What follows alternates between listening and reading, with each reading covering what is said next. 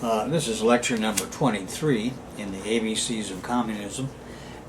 It's going to be for next year's edition, so it'll be for Bolshevism 2015. And it's about the fight for communism in Chile. What I'm going to do is take this from the primitive communist period, as we always do when we're talking about these Latin American countries and their fight for communism, and take it up through the 1974 Pinochet coup that the U.S. and the local reactionaries in Chile managed to pull off.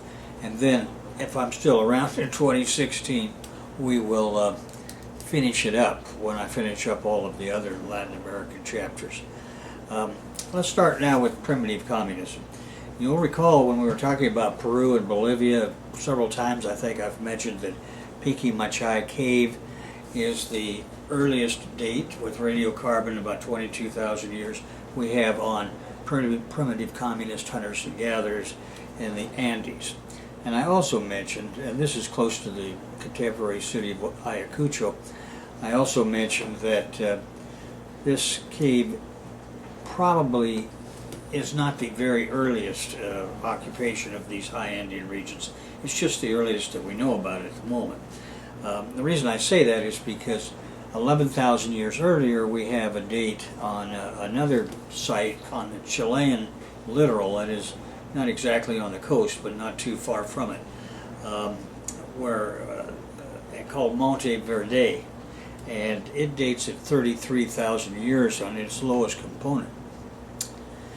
Then there's a period of time there where there is no occupation, and there's another upper component that dates somewhere between 14,800 and 14,000 years ago. So that, and one not too far from it, which dates between 12,500 to 11,000 years ago.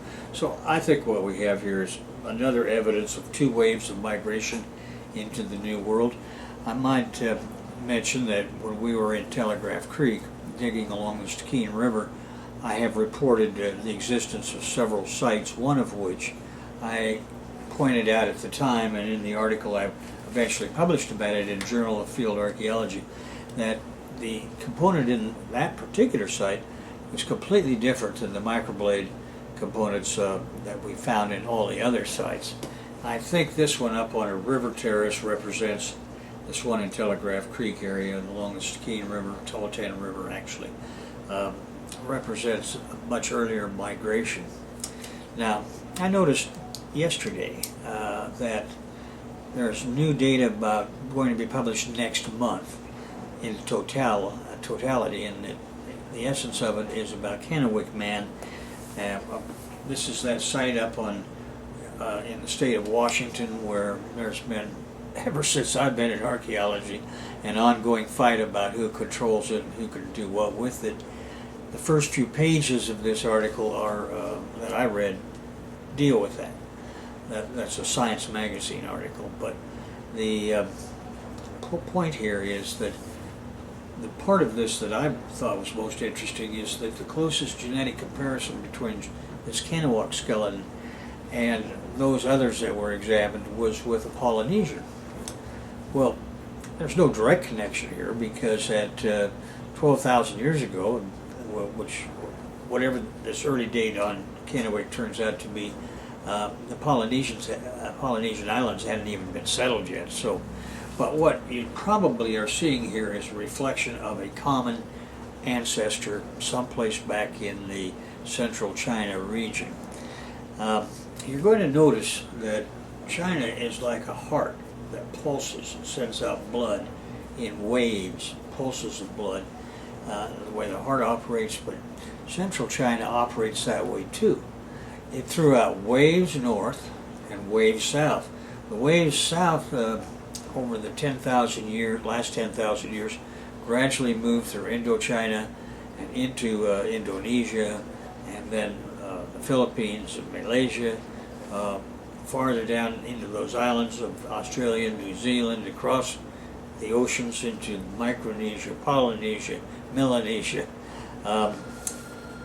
and this is all in series of waves, which I think reflects dislocations in the central economy of the Chinese Empire. Likewise, that empire pushed people north, and long before you have this, well, the waves going north that we are obviously most familiar with are those that hit Western Europe. As the Chinese pushed the Mongols would push everybody in their way and moved westward, and that accounts for the periodic spurts of Mongol growth westward, and of course they would eventually impact the Europeans, such things as the Roman Empire.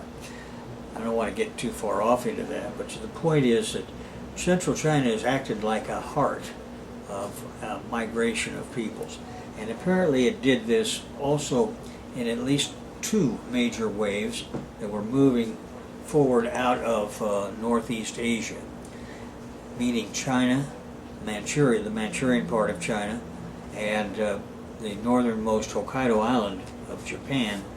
And this one of these waves, I think, is what we're taking a look at when we see these sites in whether it's along the Tultan River in British Columbia, or in Ayacucho in Peru, or Monteverde in Chile. The earliest components there, I think, are reflective of this earliest human migration. And the second ones are pretty clearly reflective of the migration that moved into the New World at a later date, much later date, so much later that these microblade carrying peoples never really got farther than northwest North America, with a couple of exceptions. There are a couple of descendants of the languages that they spoke along the Oregon-California border and in Arizona, without going into that detail. That's, for what it's worth, you have my take on what these two early levels of occupation amount to in Chile. The second level of occupation, about which we know the most begins with fishtail projectile points, that is, arrowheads and spearheads that have highly stylized, like a fish, tails. So they're pretty easy to follow in the archaeological record.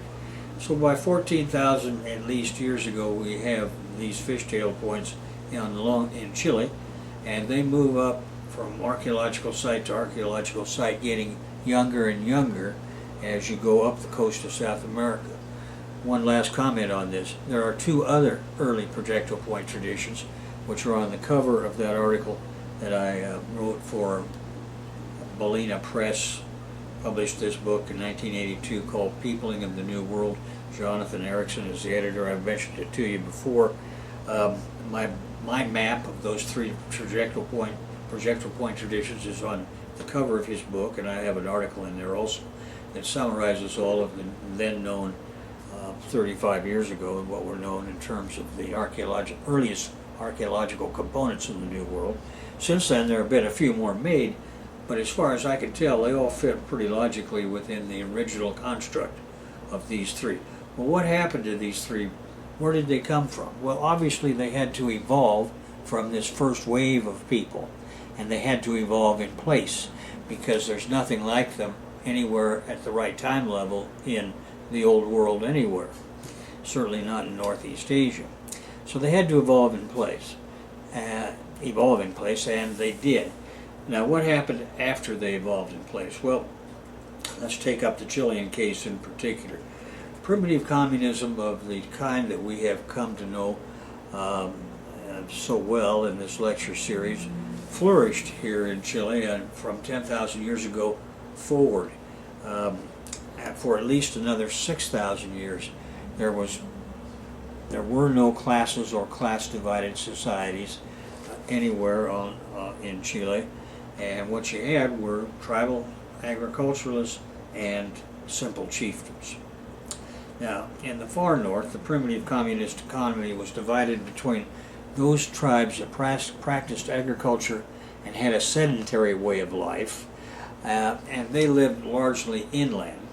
The Chango peoples, on the other hand, lived as coastal hunters and gatherers, and the sedentary groups also raised llamas. They practiced irrigation horticulture that evolved into irrigation agriculture. They were sedentary, but so were the Chango groups that lived on the coast. the marine and freshwater fish and the shellfish were quite sufficient to support their broad spectrum wild resource exploiting economies for as many years as they really wanted to live in one spot. So they were relatively sedentary also. At the time of the arrival of the Spaniards, the largest indigenous population was in the area spanning from the Itata River to the Chiloé archipelago. I don't have maps in this lecture series, so if you care about where these are, you're going to have to look them up on your own map. But if you do that, you're going to see something that's going to be really interesting as you go on. The central part of Chile was never conquered by the Spanish until almost the last year of the 1800s. Why? Because the people that lived there had consistently resisted for 300 years the interlopers, the Spaniards that had come there. And these are called Mapuche, M-A-P-U-C-H-E, and they gave the Spaniards a really hard time. For 3 centuries, they managed to maintain their complete independence. Whatever happened to them in the end is, well, they got absorbed by the capitalists now, imperialists, that is, Chilean capitalists have become the victims of North American and European imperialists in the sense that now they did what they were told to do, the big capitalists in those countries and their banks. But up until that time, these Indians had done pretty well. At any rate, in this area of the northern part of Chile that is between the Mapuche-dominated area and the southern part of Chile, in both the far north and the far south of Chile, the Spaniards were able to adapt in the sense that they were able to build latifundias, these self-contained big haciendas, and get into mining and agriculture to one degree or another. As time went on, they would concentrate on export products. So, but at this early time, they did both. Well, this agricultural revolution that had begun in the Ayacucho Valley and spread to other areas, we've talked about it extensively with regard to Bolivia and Peru. We started talking about it with regard to Venezuela when we were on our lectures up there. We even mentioned it with regard to Nicaragua because we found a port where pre-Aztec Mexicans would have hit this Rivas port and then gone on to the Andes in the Colombian coast. So all along we've mentioned the agricultural revolution in the Ayacucho Valley and how it spread out and how it adapted new things. One thing you want to keep in mind here is in Chile there was a cereal that went extinct about a century ago, but which was used commercially, at least within Chile, until that time. That was domesticated there from a minor cereal called bromas mango.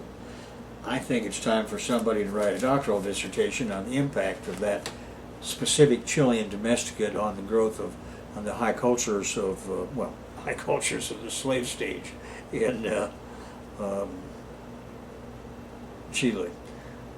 At any rate, now, so for 6,000 years we have a relatively normal kind of primitive communist development through hunting and gathering, tribal agriculture, and simple chiefdoms. And by 4,000 years ago, or 2000 BC, we have full-fledged both simple chiefdoms and full-fledged advanced theocratic chiefdoms. Well, how do we know about these ATCs? Well, the interesting thing here is that from southern Peru all the way down to the tip of South America, we don't have the kind of monumental architecture that you have from, say, Lima and all the way north in the New World, which is composed of temple, platform, mounds, all kinds of what we call monumental architecture. What we know a great deal about how these things were built and the amount of labor time that goes into them. Well, some years ago, a scientist that was working in the Ayacucho Valley at the same time I was there published an article in Scientific American where he popularized what we had known for a long time, and that was, actually he discovered it, I guess would be the fair thing to say, that the Nazca Lines, these big geocliffs geoglyphs that we call them, that you've all seen pictures of. Animals and geometric designs, insects, one thing or another on the ground. That the amount of time that it takes to construct those things and the amount of skill in terms of engineering and the application of labor is as intense as the construction of pyramids in northern Peru at the exact same period of time, say somewhere around Trujillo, or not just in Trujillo, but all over the Central Andes. We have these advanced theocratic chiefdoms with the Chavin religion, called Paracas religion in some areas, emerging, and all of these monumental architectural normal kind of buildings being constructed. Normal meaning this is exactly what we see in Egypt, Mesopotamia, China, Mexico, and so on. Everywhere you have an advanced theocratic chiefdom, you have this kind of monumental architecture. And the reasons for that are twofold, but mostly they are to impress the locals with the importance of what the priests can do for them. And in that way get a voluntary giving over of labor and labor discipline to the central authority. That otherwise, what otherwise would happen to these simple chiefdoms is eventually, without some kind of religious unifying authority, they will break up and go their own way. The ATCs in Chile have a completely different way of doing exactly the same thing. And that is, they use gangs of workers to, first of all, map out and diagram on the desert floor or on the cliff, in some cases on a cliff wall, these giant bees or birds or the various different designs that we see that are geometrical. And then they have gangs of men whose job it is to go along the lines that have been shot in by the surveyors and pick up all of the stones that are just on the surface. Well, why is that? Well, for a period of 2 feet. You're walking this way, and then everything 2 feet to the one direction of you, you pick up. The reason is because there's no rain to speak of on this Atacama Desert, for example, at all. So when I was in Peru, I was there for 3 years, and it only rained twice in Lima in that period of time, and then only on the that water was evaporating the minute it hit the ground, and it wasn't there for more than a few minutes. So this is even worse as you go south of Lima and north of Santiago. On the coast there, you may have areas that have not had any rainfall for centuries. So what happens is that you have a patina that's formed on the top of the ground, and to make it white, like a white line, all you have to do is remove the very top layer of pebbles.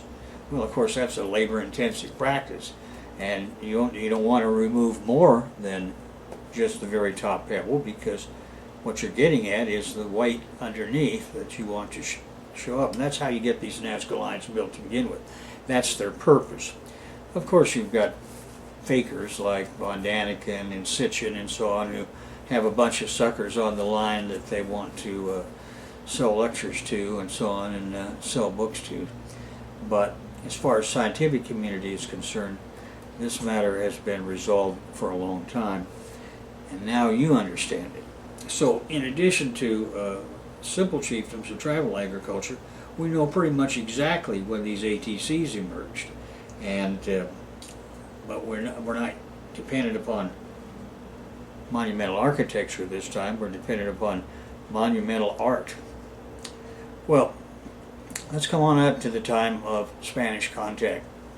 We already know that primitive state society emerged from the advanced theocratic chiefdoms in the core area of the Central Andes, that is Bolivia and Peru. We went through in the last lectures a series of kingdoms that were created up in the high Andes, mostly in what's contemporary Bolivia, and then the two empires, Wari and Inca, which emerged out of those, and the Inca were in the process of building their empire when they were cut short by the arrival of Spanish feudalists under Pizarro. Okay, Well, the first European to sight Chilean territory was Fernando Magellan, who crossed the strait that's named after him on November 1st, 1520.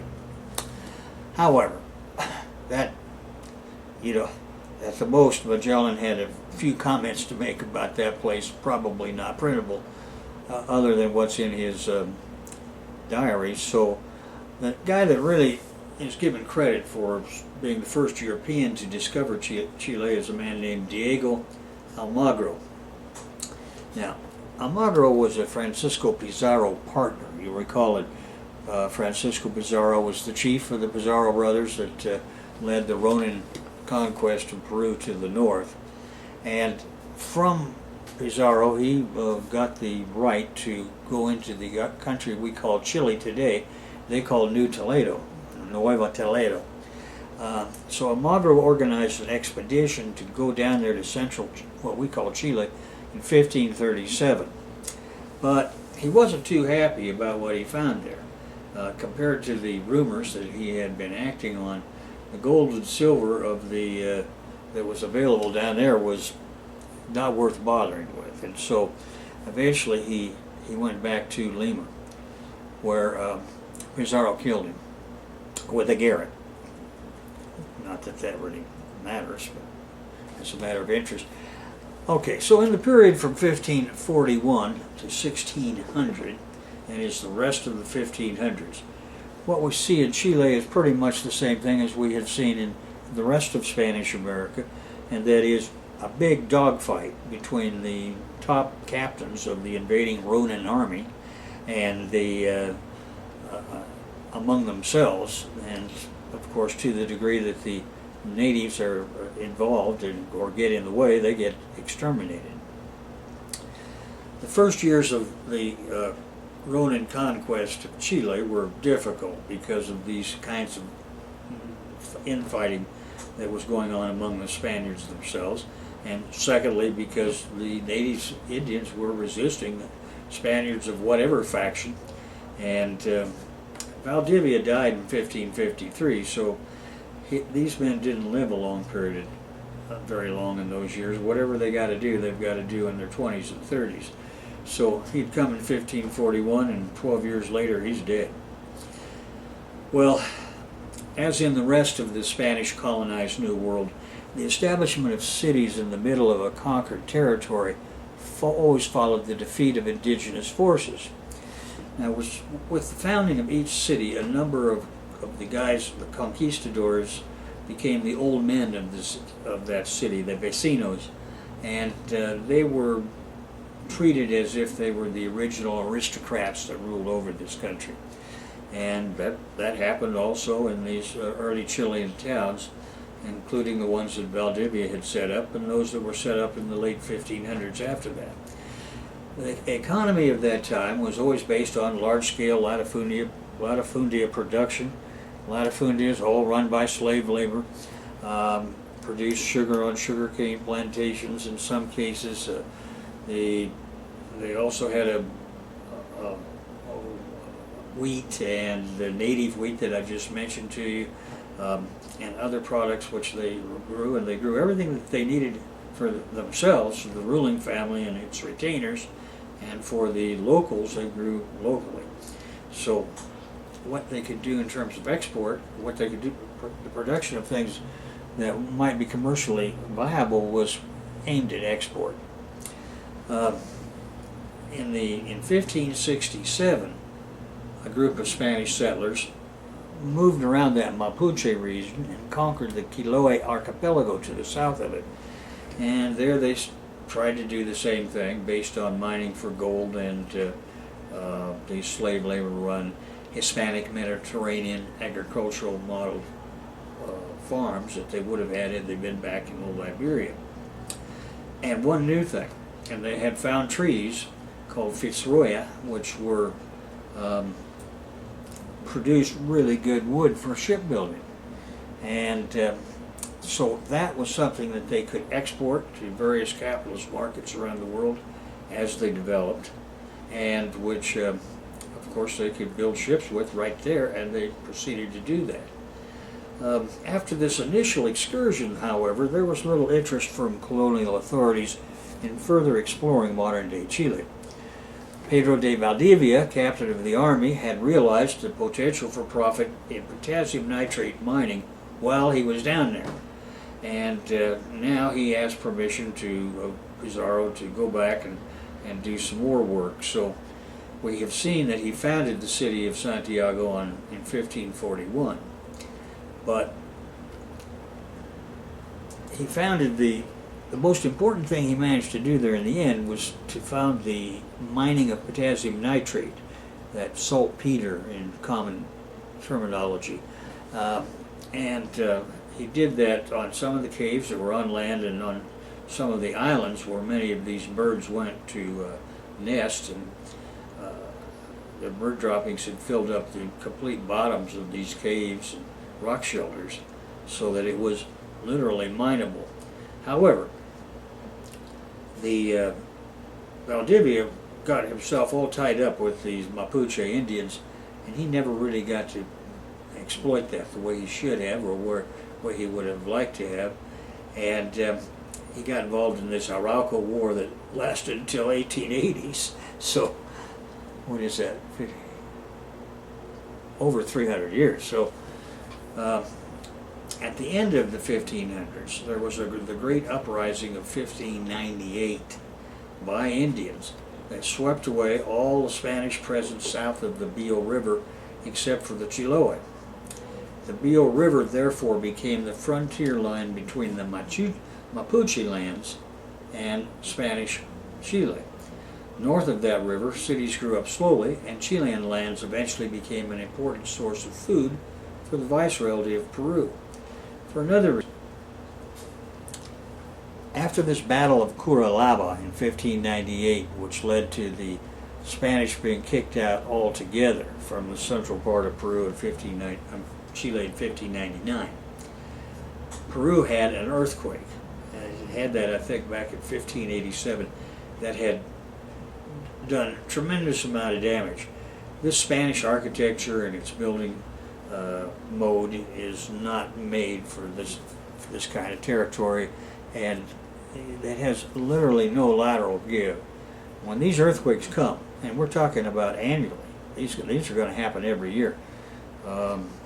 This one, however, in 1599 was really bad, and so all of a sudden things that they had been able to produce locally were not being produced, and so for the Viceroyalty of Peru, they were going to have to import everyday common foodstuffs from Chile. So that while that was a bad thing for Peru, the earthquake, it turned out to be a good thing for the developing Chilean economy. And over the course of the 1600s, the indigenous population of Chile declined, but and therefore there were fewer and fewer people to work on these slave-run latifundias or mines. The mining activity itself increased. So in the 17th century, that is in the 1600s, the Viceroyalty of Peru now relied largely on animal products and agricultural products that came from Chile to replace what they had been able to do around Lima and around the Potosi mining area. So these new products included suet, charcoal, and leather. Sometimes some people have called this the century of suet. I'm not going to go into all of that. It's in your book. If you're interested, you can read it. I think the most important single development here is that this discovery of wood that is really good for making ships is something that's going to carry over for hundreds of years, and it's going to give the entire Spanish coast from Guayaquil south to Chile a series of ports where ships are being built that are the finest ships in the world. This is where the wood for the Manila galleons is going to come from, that go all the way from Panama to Manila, load up on Chinese goods, and then come all the way back. And then pack it across the Panama Isthmus and put it up on more galleons that are also likewise constructed out of this very good Chilean wood. Well, in the period after 1687, when Peru had another one of these major earthquakes, until about 1810, in other words, all of the 1700s and the first decades of the preceding and the succeeding century, the size of the Chilean lower classes within the nation of Chile grew quickly. Now, by now, all of their susceptibility to Spanish diseases is gone, and they have gotten through that period. And there's also more food available because of the way these latifundias are producing it, and this will support a larger population at least until they're old enough to reproduce, say in their late teens. So these farmers would have liked to go to some of the old cities, but because they had secured a larger consumer market for agricultural products, but often they had to go elsewhere because there was population pressure for the first time on the land right around the Spanish cities. Now, the extraction of wood had not had a great deal of economic importance in colonial Chile as far as export goes, with the exception of the Chiloé archipelago and Valdivia. They were, in those cities, exporting to the emerging capitalist countries of Europe and North America was a big business. And after 1641, it became an important business in supplying wood to shipbuilders in Guayaquil, which was that's the Ecuadorian port, which is just north of the Peruvian border, and it was the most important single Spanish shipbuilding city in the New World. Well, anyway, Chile began exporting cereals to Peru in 1687 because of this bad earthquake they had, and also simultaneously they got hit by a stem rust on their wheat crops as an epidemic. So now Peru needed to import wheat that was from Chile that didn't have that problem and was better wheat, and I'm not quite sure why it was better, but I'm wondering if it didn't have some connection with this locally domesticated grain. This is, again, is some place for you future doctoral students to concentrate on resolving that problem. Well, at any rate, another thing was wine. Even wine in Peru had been seriously disturbed. That put pressure on the central valley of Peru and of Chile and the northern part of Chile to send more wine up there, to grow more grapes and send more wine to Peru. Now you didn't have to send it to some far-off foreign center. So all of a sudden a local market, in effect, has been created from the Viceroyalty of Peru, from Chile, which is now Captaincy General. That is a subdivision of the Viceroyalty of Peru. So the independence wars we're going to move up to now. We've already discussed these several times when we discussed Venezuela, Colombia, Bolivia, Ecuador, Peru. You'll recall that all of these countries began to go through the independence warfare period for two reasons. First of all, it was the North American Revolution which had inspired them, and that by 1810, that North American Revolution had not been over for very long, for maybe 20 years. 1881 was the victory at Yorktown. So what happens next is that Napoleon invades Spain, takes over almost all of Spain except for the far corner where you have the town of Cadiz, a famous shipping center, the place that Columbus and Cortez and others would jump off from on their way to the New World. So except for that area, all of Spanish monarchy has been overthrown and replaced by Joseph Bonaparte, the new king, who's just taken his place. A war starts between the loyalists, who are loyal to the previous king that's been ousted, and the Spanish army of the usurper. And To a large degree, it's still loyal to him. It doesn't really make too much difference to these guys, who's as long as they're getting paid. That does make a big difference to them. So, what the loyalists in Spain have done is to link up with the British, and they start that long fight that movie that TV series Sharp's Rifles is all about.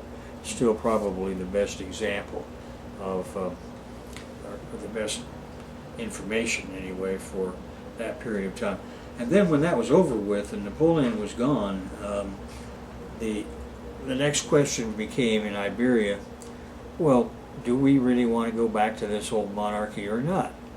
Well, they did in Iberia, that is in Spain, and in Portugal, but in not in the New World. Here the Spanish elite, the so-called Creoles, Spaniards, pure white Spaniards, but born in the New World, and never having gone back to Iberia and never wanting to go back for the most part. They had been demanding home rule for centuries, and now they have coming back to help them some of the generals who fought over there in the Iberian Civil War and who are of the same mind. There really isn't any point in us. Jose de San Martin is a good example, the Argentine who fought over in these anti-Napoleonic wars in Spain, and then he came back thinking, what's the point of restoring this rotten Spanish monarchy in our own country? We don't need it, we don't want it.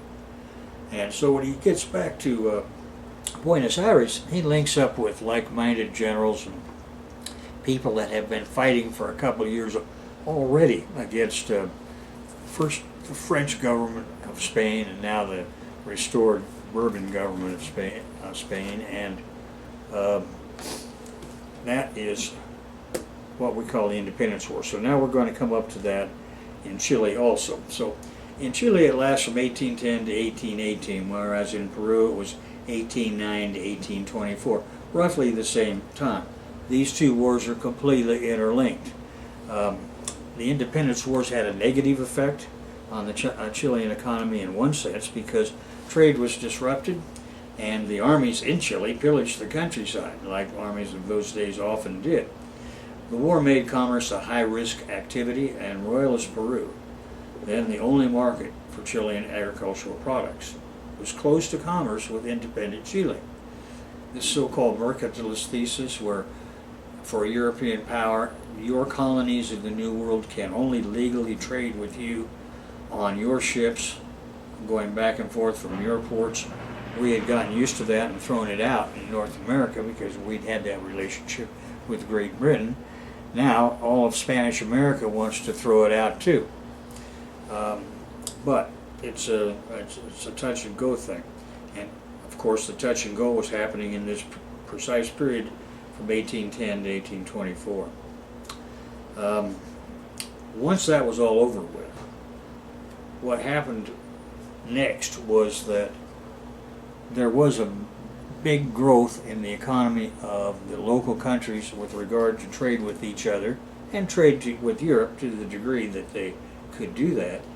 But what was really going to take off in Chile was going to be the introduction of foreign imperialism. The first way it came about in Chile was a loan was negotiated in 1822 in London for £1 million. Now, that was a lot of money at the time, but the Chilean regime said that it needed it in order to defeat the royalists that were there, and the British government of the moment, without going into the details, was amenable to the idea of weakening Spain and supporting these countries, and the British banks felt that this was not a risky loan because the worst thing that could happen is that they would eventually take possession of sure revenue providing businesses in Chile. And their first attempt was to get a complete monopoly on the sale of tobacco out of Chile. That particular one didn't work, but others would and did. Now, what started out as an elitist political movement against their colonial master, that is, the Creole elite of Chile against the Spanish aristocracy, um, ended with the Creoles ruling and having defeated the Loyalist armed forces. And they didn't get along with Spain for a long time as a consequence of that. But by this time, Spain was not really an important market for Chileans, as you might imagine. It's not even on the Pacific Ocean. So, as I say, the struggle for independence was a war within the upper class, but it still required the radicals within these countries, now we're talking about Chile, to engage in propaganda about liberty and freedom. Now this unleashes the ideological enemies of the ruling classes in the servitude epic whenever it happens. And this happens because these particular people can't win this war by themselves. They're going to have some troops, and to get these troops they're going to have to convince them to do this of their own volition and pay them, and but pay will only go so far. So you're going to have to give them something to fight for. In 1821, the last of the Spanish were expelled from mainland Chile, and in 1826, the last Spanish troops surrendered in Chiloé and incorporated they were incorporated into the Chilean Republic. The independence process is normally divided into three parts. I'm not going to go through those details here, but for those of you who are interested, they're called the Old Republic, Patria Vieja, the Reconquest, or Reconquista, and the New Fatherland, Patria Nueva. These periods, and they last right up until 1930, from 1810 to 1930. I'm just going to skip over all that. I do want to mention a couple of people in particular, though, that play an important role here. From 1817 to 1823, Chile had its own independence dictator named Bernardo O'Higgins. From 1817 to 1823, O'Higgins ruled Chile as Supreme Director. Under his administration, he defeated the remaining anti-independence forces. Chile's new leader founded many schools as part of the offensive against Catholic Church attempts to control the minds of youth. This rather mild, by today's standards, educational reform also alarmed the sponsors of the church, who were, of course, the most reactionary landed families in the nation. Now, these reactionaries saw on the horizon the inevitable challenge of the masses to their control of the arable land. Their constant sabotage of these attempts to generate income for the nation from taxation for the rich made it difficult for O'Higgins' government to generate the income it needed to survive and prosper. Reactionary latifundistas sabotaged his constitution in 1818 and his effort to generate stable funding for the new administration. Growing latifundista panic led to the attempt to overthrow the Republican government by a reactionary named Carrera. The Argentine ally of Chile captured Carrera, and he, along with his three brothers, were executed by the Argentinian regime in Mendoza in 1821. Now, Mendoza is an important Argentinian city, and it's important in the Chilean history. It's right on the very slopes of the eastern side of the Andes, and it's a big city. So it's also at the mouth of one of the very few areas that you could actually walk across the Andes into Chile in. So much so that when the Trans-Andean Railroad's first phase was completed in Mendoza, that this was a great big advantage to the cattle growers or the meat packers of Chile, because the cattle growers out on the plains could ship on the trains their cattle to Mendoza, where it would go into the stockyards, and from there these poor cattle were led by hand. You had to lead them to cross the Andes. But as you can see, they could do that. Of course, they'd probably be pretty thin by the time they got on the other side, but the point is they would get over there, and this caused a big boom in Chilean meatpacking. There's one thing you've got going now in Chile is, by 1900, is you have a real ruling class of capitalists that are in power there. And the most successful and the biggest ones are those who have European or North American allies in terms of bankers and other capitalists. And the last time we talked, for example, about W.R. Grace in Peru, Well, you have the same sort of, Grace is also in Chile, by the way, but you have the same sort of relationship developing between comprador Chilean capitalists, meaning those that will sell out their country anytime that there's a profit to be made with their fellow capitalists from the United States, for example.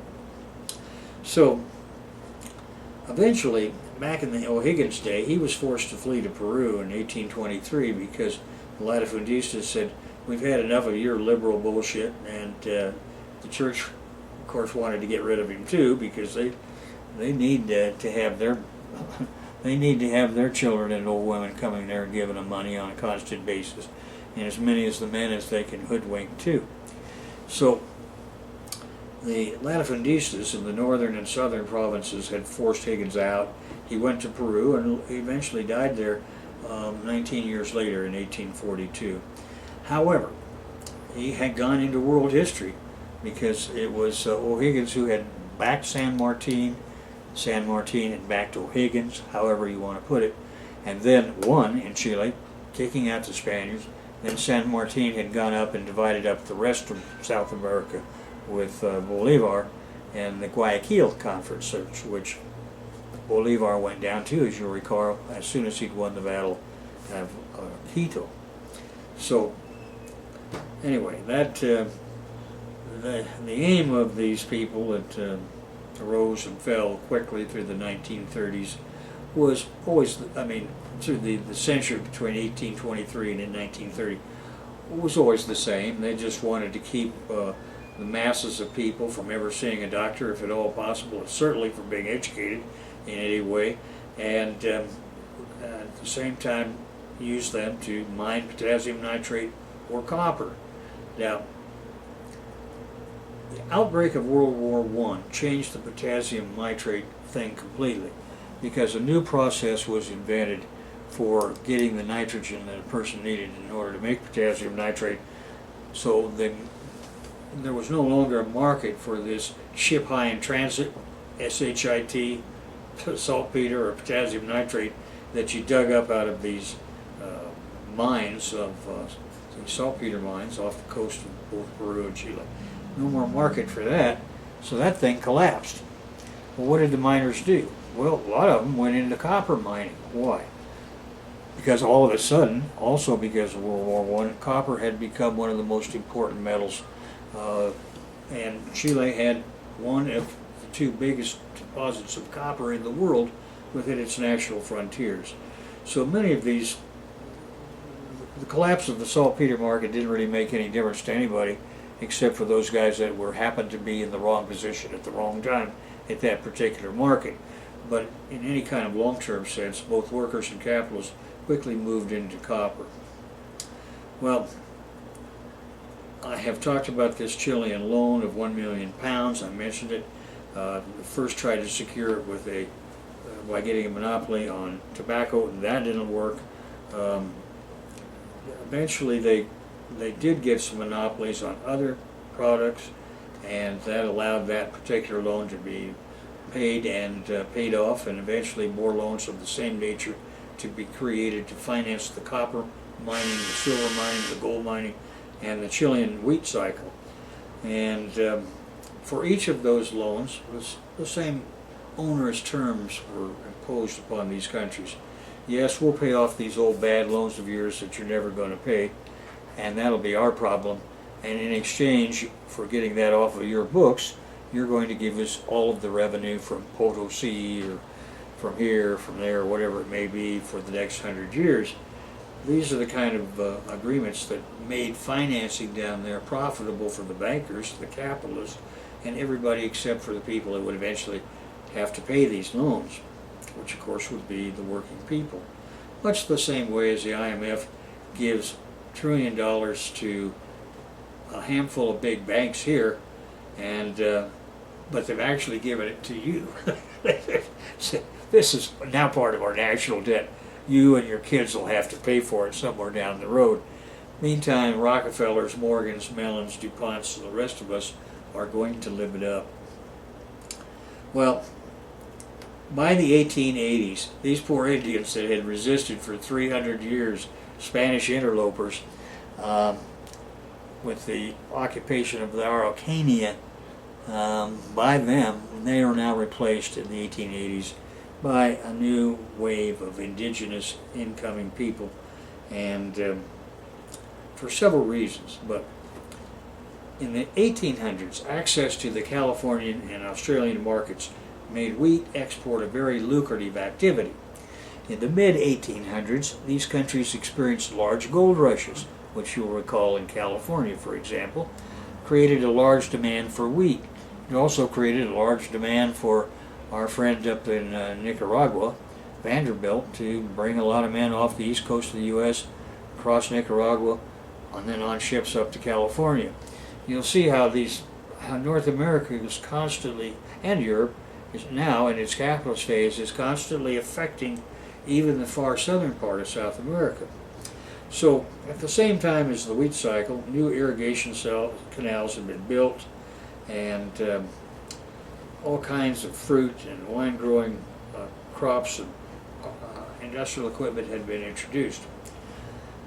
Well, the gold rush of Australia in 1851 had the effect of decreasing labor used in agriculture, so more wheat had to be imported from Chile to sustain Chilean wheat exports until the California market vanished, which it did a few years later, as Californians began to be able to produce enough wheat to feed their own gold miners. After the gold rushes of California and Australia were over, these regions began exporting wheat, competing with Chilean wheat, and forcing from the mid-1860s onwards wheat exports to be shifted to England. That is, after the U.S. Civil War, the wheat exports from Chile really had to go someplace in Europe. There was no longer the U.S. Army, for example, that carried them through the first half of the 1860s, which needed all of this bread. So the cycle came to an end in the late 1870s due to the increased mechanization of agriculture in the U.S. and Argentina, plus the competition coming now from Russia and Canada. The end of the wheat cycle added to the already difficult situation the Chilean economy was passing through in the 1870s. In the mid-1800s, the value relationship between gold and silver had been established by law, and silver had been undervalued purposefully, and this had caused a flight of silver from Chile due to better prices on the international market and the scarcity of silver coins in Chile. With the abolition of the silver standard in most countries that began in 1871, the unadjusted Chilean rate had previously undervalued silver came to undervalue gold instead. You know, that silver to gold standard business was important even in my family. My great-grandfather had come out of the Civil War, become a lawyer, then become a kind of a entrepreneurial adventurer, made his way to what is a place called Robinson Bar now in central Idaho, became the first white settler up there, had a wife and had 4 children born there. My grandmother was one of them. And so we used to go up there and visit this area.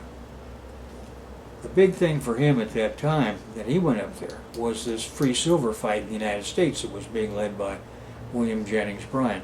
Well, the same thing was going on down here, and he had a silver mine up there, and he made quite a bit of money, and he could mint it himself. But at any rate, from 1850 to 1875, this intercolonial trade had ended, but was not substituted by new routes until these Germans arrived, and they transformed the economy of Valdivia and the whole of southern Chile. Among other things, they introduced real division of labor as you would have in a German factory. And they introduced the idea of wage labor in agriculture, and as opposed to just, you're my slave, you're my serf, and you get out there and work until I tell you can quit. And the establishment of Chile's first beer brewery in Valdivia happened in 1851 by a German named Karl Attwantler. You probably have seen enough movies to know that the big German population in Chile continued into the Second World War period, when they were one of those areas that the Hitlerites were trying to subvert, in the sense of bringing them over to the Nazi side in the war.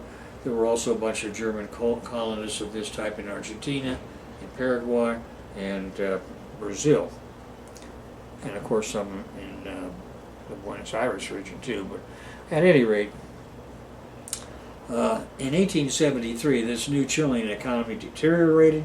Chilean wheat exports were replaced as production from other countries entered the world market.